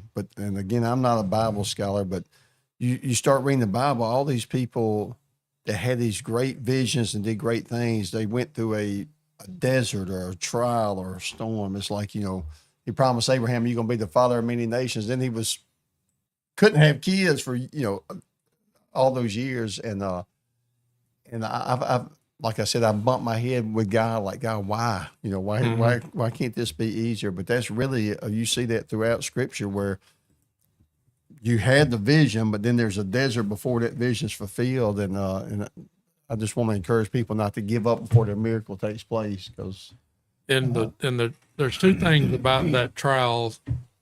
A lot of times that trial is a necessary step to get to where God is taking you. But the other thing is that during that trial, especially when you get into that period where you're not hearing God, why, like David in the cave, where are you? And he's working on the situation during all that, but he's also working on you. And Mike Russell would always say, those are the periods of preparation, and you have to be prepared for what God's got ahead of you, just like he has to prepare that for you. Yes. Don't you think sometimes we can get tunnel vision? And I know you've got a friend that was a pastor of a church, and things didn't work out. And he was telling me the other day that he went somewhere else and kind of started a church, and how that church is booming. But I know people that felt like the rug was pulled out for them, but God did that to close a door because he had something better. But if he didn't do that, we wouldn't be able to see it, or I'm going to make this thing. So sometimes he does that closes the door so that he can open a better door for us. So we just have to trust him in that. But I know, just like in your life, people look and you got these 5 beautiful daughters, and they don't realize some sleepless nights and some adversity. And you say, well, he was a successful businessman, but they didn't see the, we're fixing to go bankrupt here, and or he's a pastor of a church, and they don't see when people you counted on leave, or people that aren't committed. So it's how you handle things and how you handle that adversity. So we were, you don't have to tell everybody in the world, Damon. I didn't. I just told y'all. They couldn't hear me. Oh, good. Well, I was fixing wine. Damon, we got anything to close with, or anything that you want to comment on what Doug has talked about? Doug, tell us what time's church at Hangar Church? Well, we do Sunday mornings and Wednesday nights. Sunday mornings start with a light breakfast, and sometimes a light breakfast is donuts, at 9:30. Sometimes it might be fried pork chops, and I preach better when I got that grease. Man, I know that's right. And then we have worship starts at 10, and I preach right after the worship. And then on Wednesday nights, we meet at 5:45 for dinner. The ladies cook and have dinner to feed everybody. And then we at 6:30 we break out into Bible study groups. The youth actually have a worship service, and young adults and older adults and the children have different Bible study groups. Well, where can everybody find you guys if they were to go look online? Hangar Church, Brandon, Mississippi. And we're on Facebook a lot. We put a post every week for Facebook. And to find us physically, you would leave Brandon going on Highway 80 towards Pelahatchie. And when you got within about 4 miles of Pelahatchie, you would see the signs that say Hangar Church, and a cemetery there on the right. That's Gooley Shiloh Road. And we're right down at the bottom of the hill on the left in a big gray airplane hangar. Got you. So that's pretty, I would say this too. I mean, that's pretty amazing. I think Scott's actually told me the story before about you guys doing the church in the hangar down there. And I mean, that's amazing. I hear you talk so much about flying. And I am 47 years old, and I have never once set foot on a plane. You're going to have to correct once. that. Well, Scott.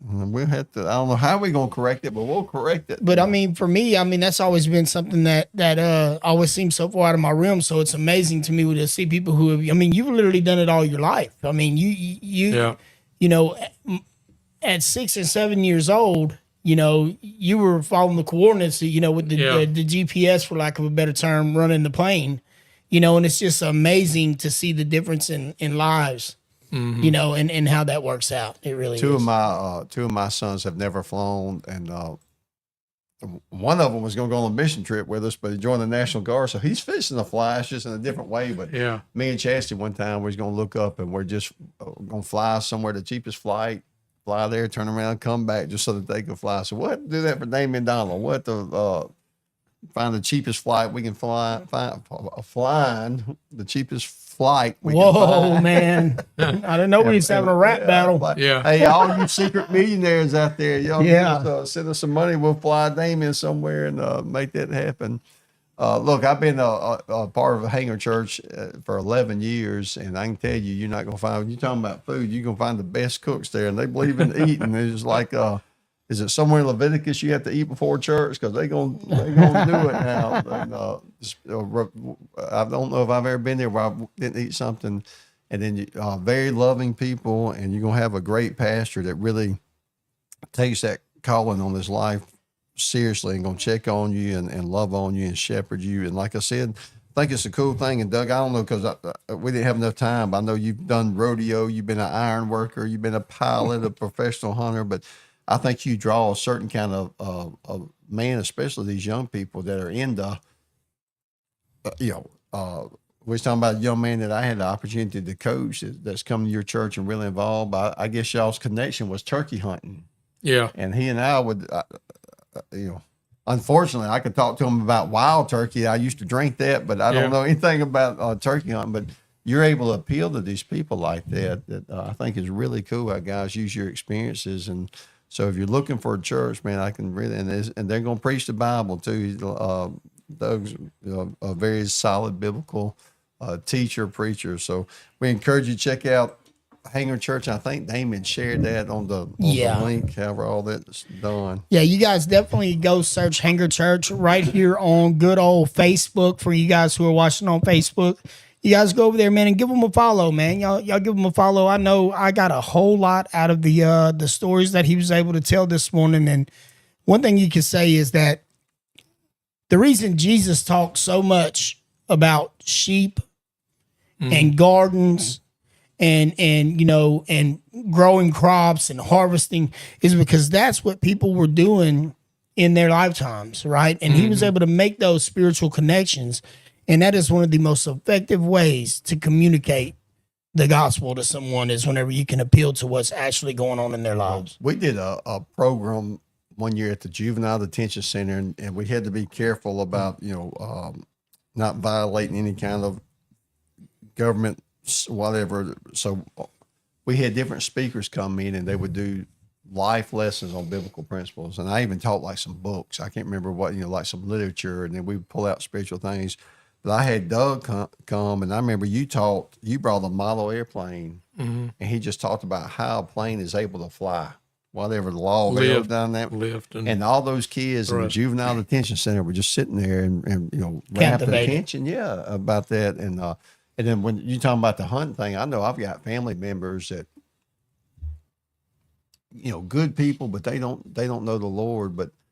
And when we pray, that's what we pray, that somebody that they work with, somebody that they hunt with, somebody that they, do life with is a Christian role model, because they're not going to come to church. And, if you say, hey, the preacher's going to come visit you, they're going to find some way to be out of town. But if they had if they had a guide or somebody that they work with, and I don't think we talk about that enough, that marketplace evangelism, how important that is. And so I know people that say, well, I'm not the around the water fountain conversation. Oh, absolutely. And like you said, that do life and live that life, and they're real, and they can see that. And that's what's going to take for people to come to know the Lord. So I had I have a mentor that he told me, at first I was concerned about not having enough knowledge, not having gone to seminary or even taken a Bible class anywhere.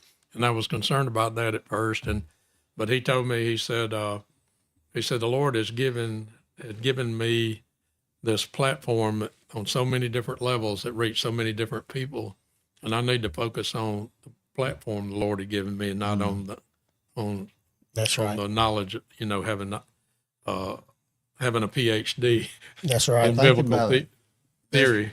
and again, nothing against, the education, all that, but think about it. There's probably 100 pastors in the metro area that have a seminary degree. But how many pastors do we know that used to be a pilot and a guide and, fly people to Alaska and the experiences you have? So It's very easy to get bogged down in all the technical stuff sometimes, when you're dealing with the seminary degrees and stuff like that. What I've noticed is very often you get bogged down into these, really minuscule things that really don't have anything to do with your relationship with Christ, man. And it's your relationship with Christ that's going to change your heart. It's your relationship with Christ that's going to change your life.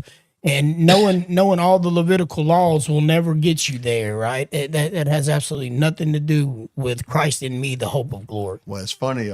David Dillmore and I were talking the other day, and he was talking about this denomination. I won't say the name, but he said, "Man, I've seen people do,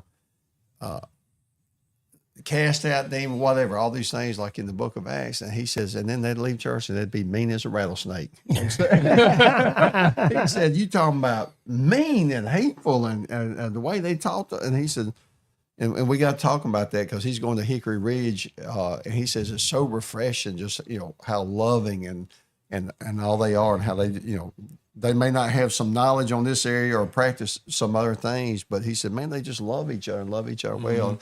And I thought about that. I've been around some people that have all kinds of Bible and just will tear you apart on this and that, but nobody wants to be around them. And and I'd rather know less and love more than the opposite. And I know it's an old cliche that we've heard a million times, but people don't care how much you know until they know how much you care. That's right. Yeah.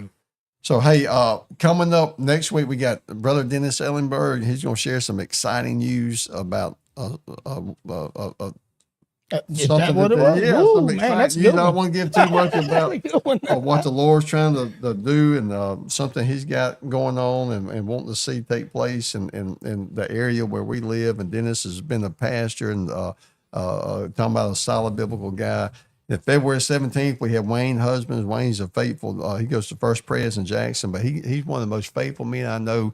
He goes to the Rankin County Jail with us, to Madison County Jail, the Leake County Jail, real faithful in his church. And if you're a certain age, when he introduces himself as Wayne Husbands, they'll say, "Are you any kin to Paul?" But his brother was a 2-time All-American baseball player at Ole Miss and played with Archie Manning.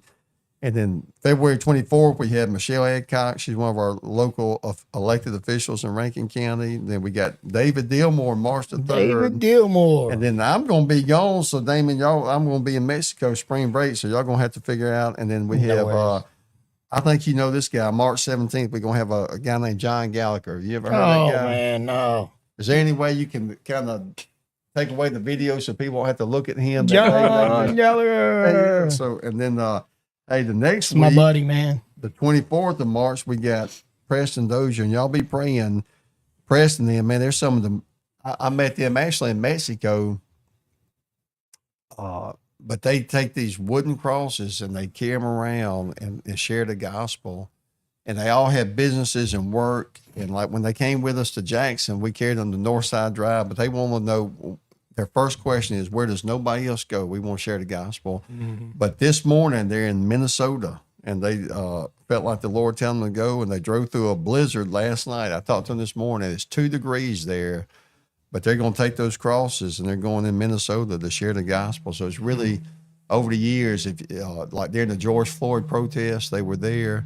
They got a great testimony. They were in Los Angeles during all the Bloods and Crips when they were having the gang violence, and they actually led a guy to the Lord that was going to, how do you say it, unalive someone? Is that the proper term on social media? You did a great job, Scott. I'm proud of you. And led them to the Lord, and it's just crazy testimonies, but radical people for Jesus. And on March 31st, one of my favorite people, besides your son-in-law, Ryan Merchant, Hayes Patrick, he's going to be with us. He's the Deputy Commissioner of Agriculture for the state of Mississippi. So we got some really interesting and diverse guests coming. And, of course, on every one of them, we're going to brag about Jesus. So hopefully give you some things that'll help you in your walk with the Lord. So, Damon, you got anything else to?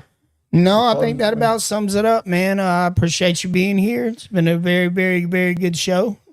Scott, we love you, We man. love you, Damon. Appreciate y'all all your made hard it. work. Well, Doug, will you close us out and pray over Tumble, Fumble, Stumble, YouTube, Facebook, All that. Stitch, Twitch, one of my Kick, Yeah. Kickstart, We'll get you kicked. Don't worry about it, bud. or wherever you follow podcasts. Make sure you like, subscribe, share, comment. It helps us out. And then before Doug prays, if you need any website work, social media, if you'd like to do a podcast, this guy to my left, Damon, is the guy you need to contact. Damon, how did they contact you? Right on Facebook or YouTube or whatever. And you can't tell how good I am today because it's just been an absolute challenge getting through this stream. It really, really has. So Well, we made it. But we'll make it. We made it. All right, Doug, why don't you close us in prayer? First of all, thank y'all for having me. But Lord, I thank you for these two men here, Lord, getting to meet a new brother in Christ. I thank you for Scott and our relationship that you've allowed us to have over all these years. And Lord, I just want to thank you for all those out there that have taken time to watch this. And Lord, I just pray first and foremost, Lord, that they know you. And I don't mean just know of you. I mean that they know you inside and out, that they understand how much you love them. And Lord, I just pray that they understand who you are to them. Lord, how much you love us and the plans that you have for us. And I pray that, Lord, at some point that we could all get to a place where we would be willing to just surrender and whatever you have for us, whatever it looks like, it would be best, and that we would be satisfied in that. So God, I pray for your blessing upon this ministry and this podcast, that it might reach many, many people, and that it might bring them ever closer to you. And we will be careful to give you all the honor and glory and praise for everything that's achieved. In Jesus' name, amen. Amen. We done?